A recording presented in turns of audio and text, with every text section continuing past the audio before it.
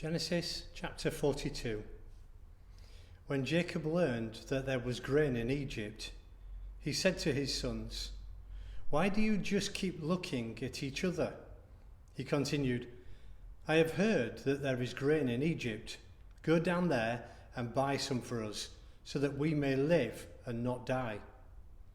Then 10 of Joseph's sons went down to buy grain from Egypt, but Jacob did not send Benjamin, Joseph's brother, with the others, because he was afraid that harm might come to him. So Israel's sons were among those who went to buy grain, for the famine in the land of Canaan also. Now Joseph was the governor of the land, the one who sold grain to all its people. So when Joseph's brothers arrived, they bowed down to him with their faces to the ground. As soon as Joseph saw his brothers, he recognized them, but he pretended to be a stranger and spoke harshly to them. "Where do you come from?" he asked. "From the land of Canaan," they replied, "to buy food." Although Joseph recognized his brothers, they did not recognize him. Then he remembered his dreams about them and said to them, "You are spies. You have come to see where our land is unprotected." "No, my lord," they answered, "your servants have come to buy food.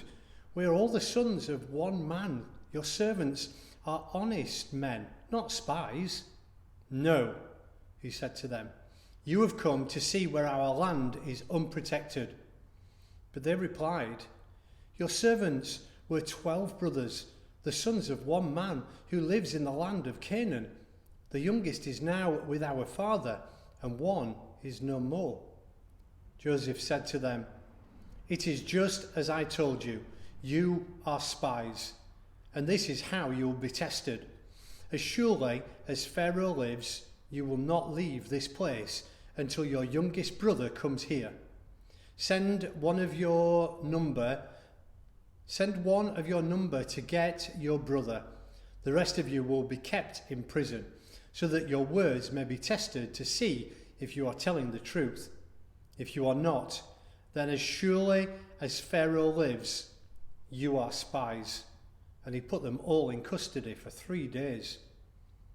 On the 3rd day, Joseph said to them, "Do this and you will live, for I fear God. If you are honest men, let one of your brothers stay here in prison, while the rest of you go and take grain back for your starving households.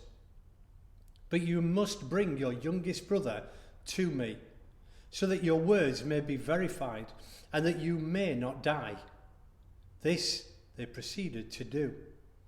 They said to one another, "Surely we are being punished because of our brother. We saw how distressed he was when he pleaded with us for his life, but we would not listen. That's why this distress has come upon us."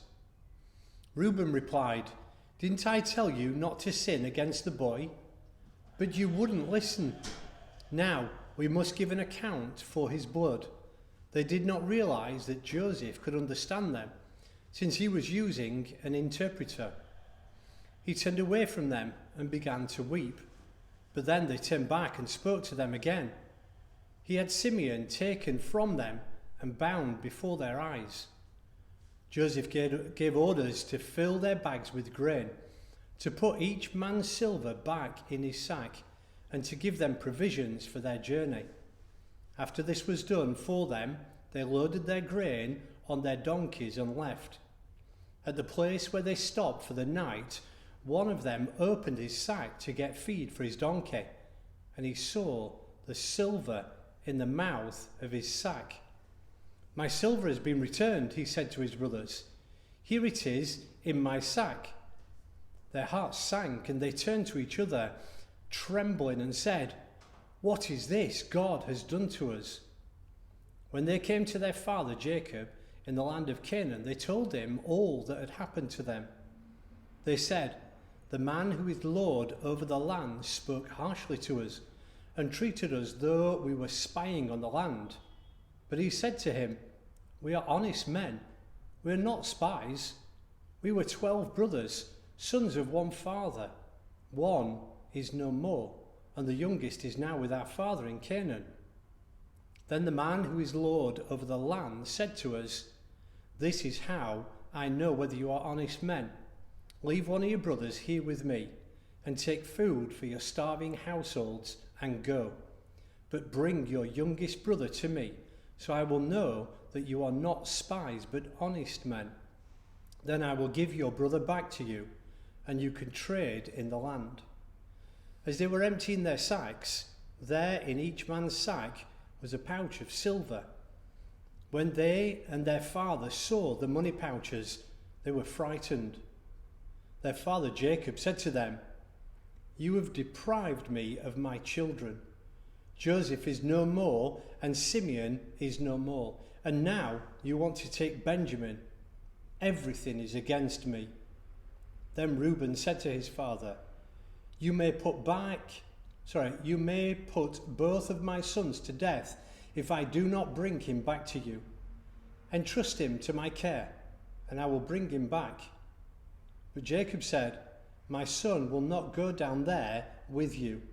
Your brother is dead, and he is the only one left. If harm comes to him on the journey you are taking, you will bring my grey head down to the grave in sorrow."